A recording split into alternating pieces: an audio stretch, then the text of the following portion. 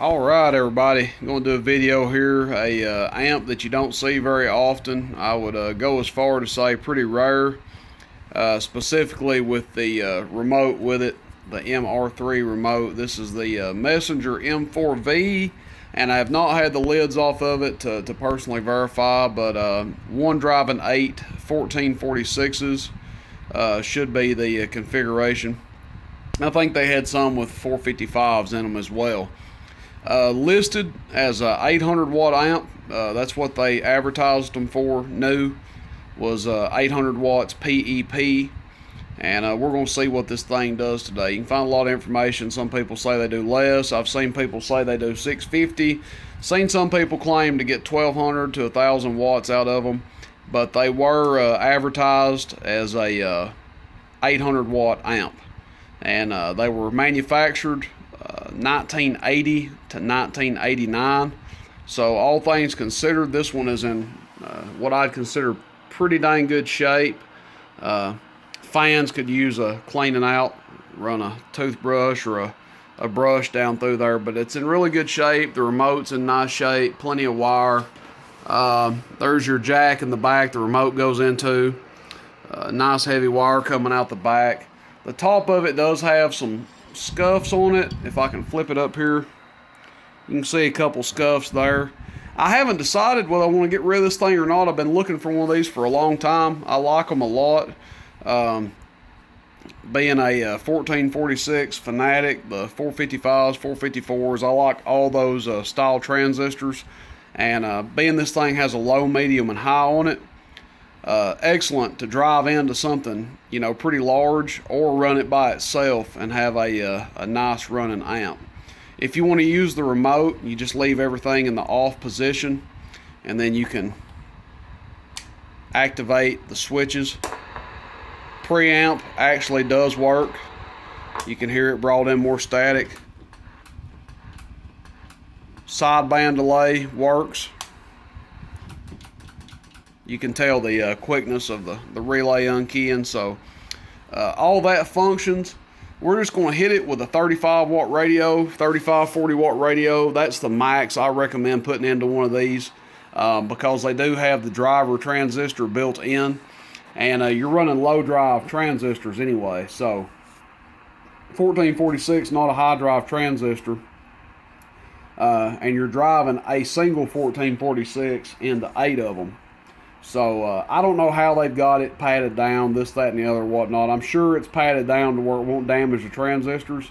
Otherwise, you'd be seeing a lot more than 800 watts out of it. So we'll see what this thing does. Current-wise, we'll see what it draws. First here, just give it an audio.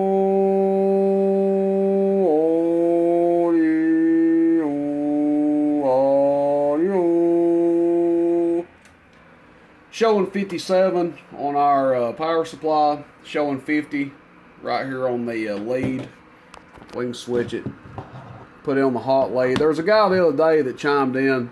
He said, oh, you're getting a false reading because you're using the positive lead. So last video I put it on the ground just to prove a point. But audio,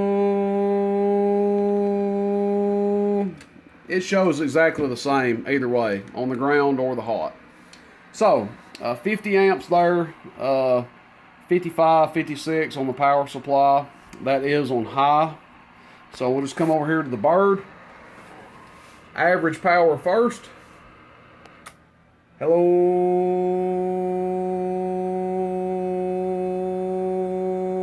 300 watts. This will be PEP. Hello, 1000 watt slug, audio.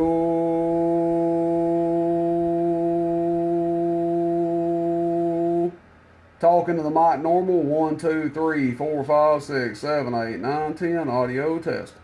So it's audio in about 780, 790, and talking around 700. That's on high. We'll go to medium. This thing's cool as a cucumber. 2 fans on it, by the way. And they run really quiet, and amp runs cool as a cucumber. So now we're back on medium. Audio, radio, 1, 2, 3, audio test, and does about 600 watts peak on medium. Audio test, 1, 2, 3, audio. Come back over here, we'll go to low. Test audio, 1, 2, 3, test audio and almost 500, and just sitting here talking. Normal into the mic, 1, 2, 3, 4, 5, 6, 7, 8, 9, 10, about 450. Audio, 34 amps on low. So basically acts about like a 4-pill 454 or Palomar 400 or something like that on low. And then on high, 50 amps or so, 50 plus amps, and doing around 800 PEP. Difference in average power from low to high. This is low. Audio, about 160.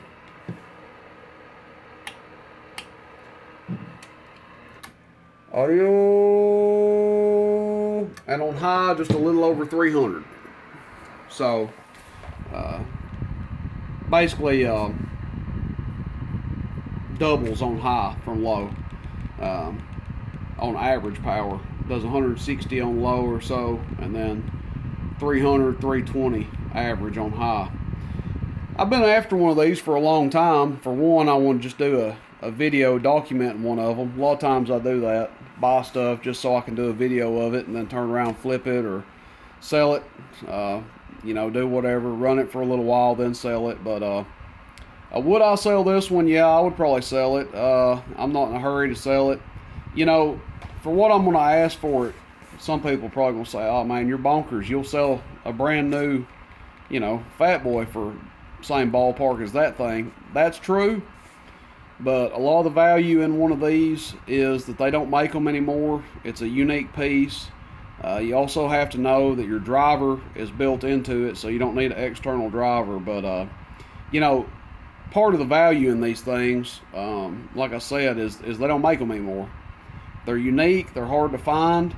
They're very hard to find with the remote. So that's just how it goes in the radio business. Sometimes, two 800-watt amps aren't necessarily worth the same amount of money. You get a sideband delay built into it, preamp, so forth and whatnot. So, those are items that usually are charged, $25, $30 a piece to add extra, a sideband and a preamp.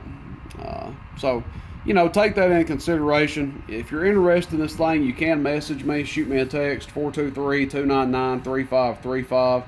But, don't be sticker shocked at the price. It's not going to be an outrageous price. I hate pricing stuff in videos, but I will say I'm not going to be outrageous on it. But, find another one that's this nice with the remote, All right, guys, that's it. Messenger M4V, and not in a hurry to get rid of it. Would not mind keeping it myself.